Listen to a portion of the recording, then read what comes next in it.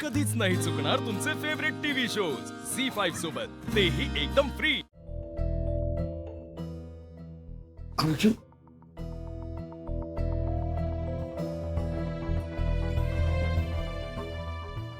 अर्जा सांगितलं का तिला? स्वप्नील अरे सांगितलंस का? हो, तिनं विचारलं आपल्या बाळाला कोणी मारलं. काय झालं बोला की. सरकार, अपर्णा, अर्जुन, कुणी मारलं बाळाला? अरे दादा, नाव सांग. समजायला जाऊ नका. बास झालं तुमचं समजावणं.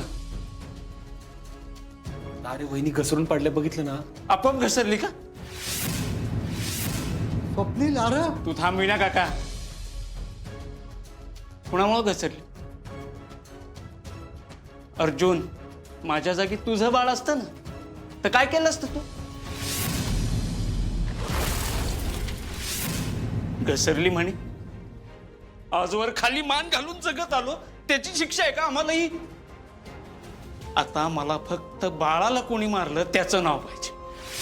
अर्जुन, त्याला शिक्षा झालीच पाहिजे. माझ्या बाळाला मारणाऱ्याला अद्दल घडलीच पाहिजे. ए दादा, असं काय म्हणतोय तू? मी नाही मारलंय तुझ्या बाळाला. ए सुजा, तू जर दारू पिऊन आला नसतास ना तर हे सगळं झालंच नसतं. वहिनी पडल्याच नसत्या. ए अर्जा, अरे काय बोलतोय तू? मी धक्का दिला नाहीये त्यांना. पिऊ सांग की तू यांना. भाऊजी हो. काय पाहिजे रे तुला? प्रॉपर्टी पाहिजे? प्रॉपर्टी पाहिजे? द्या द्या ना सगळी प्रॉपर्टी. पण तुला शिक्षा होणार, आणि कुणी नाही केली ना तर मी करणार. असं सोडणार नाही तुला. मला याच्यावर केस करायची, शिक्षा करायची. ह्याला माझ्या बाळाचा खून केलाय ह्यानं. स्वप्नील अरे बस, आता कोणी काय बोलणार नाही. दादा दादा तू शांत हो. मी याला तुरुंगात टाक. अर्जुन अरे तू ए अर्जया, मी नाही मारलंय. मी तुरुंगात जाणार नाही. तुझ्या लय शांततेत सांगतोय मी तुला. बऱ्या बोलानी माझ्या बरोबर तुरुंगात चल. हेच तुझ्यासाठी बरं आहे. तुमची पाप माझ्यावर टाकून तुम्ही सुटणार नाही. सगळ्यांनी लक्षात ठेवा. सुजा, माझं बाळ आणि माझा सख्खा भाऊ मेला मला.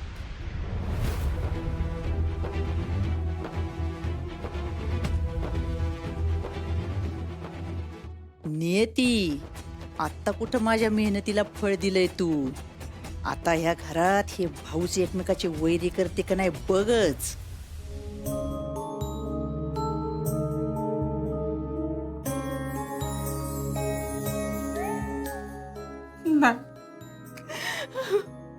मला नको हे जेवण. ही कटाची आमटी बघून बडबडून येतंय मला.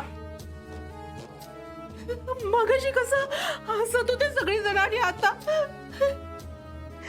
ज्यासाठी हे जेवण केलंय ते बाळच नाही तर. तुम्ही शांत व्हा बरं. तुम्ही सांभाळा बरं स्वतःला.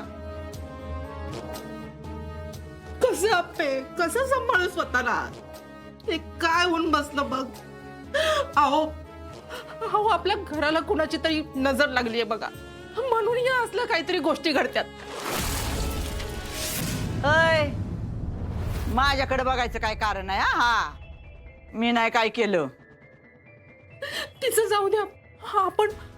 आपण एक घरात पूजा घालून घेऊ. मला लई भीती वाटते हो. बघ दादा, अरे खरंच लई वंगाळ व्हायला लागले. पूजा घालूया आपण. सुजा जर घरीच आला नसता तर हे घडलंच नसतं.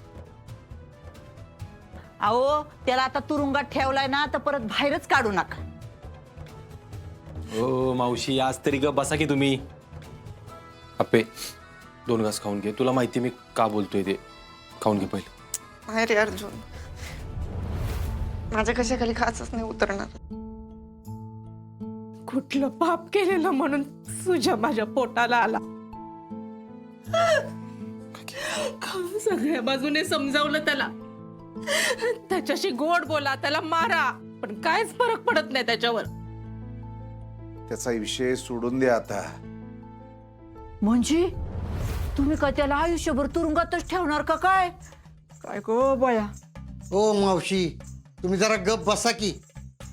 आता चुकलाय ना तो, मग नको बोलायला या विषयावर. का नाही बोलायचं? आपण कायम सुजेला चुकीचा ठरवतो.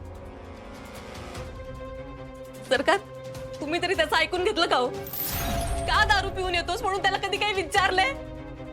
आपण हाकलून दिलंय त्याला. बाहेर आमदारकी गेलीये म्हणून कोणी विचारत नाहीये. हे सगळं समजून घेऊन त्याला एकदा कामाचं सोडा. बाप म्हणून निदान त्याला खाल्लं पिल्लं का एवढं तरी विचारायचं होतं. पण तुम्ही काय केलं? त्याच्या कानाखाली मारली. सरकार, अहो कोण नाहीये त्याला आपल्याशिवाय. आपणच असं वाऱ्यावर सोडून कसं चालल? अगं पियू, तू आला नसता तर घडलंच नसतं. तसं तर मलाही काय काय बोलता येईल. घरातनं हाकलून दिलं नसतं तर, आमदारकी गेली नसती तर. अगं पोरी, त्यानं पिऊन नव्हतं यायला पाहिजे. वहिनी, तुमचं बोलणं झालं होतं ना आप्पी बरोबर. तुम्ही बोलला होता ना सुजाशी. सुजा म्हणला होता तुम्हाला की पिऊन येणार नाही परत. होय पिऊ, अगं किती वेळा समजावलं त्याला, पण तो ऐकायलाच तयार नाही. आई, आपण कसं सांगतोय ना हे सुद्धा बघितलं पाहिजे.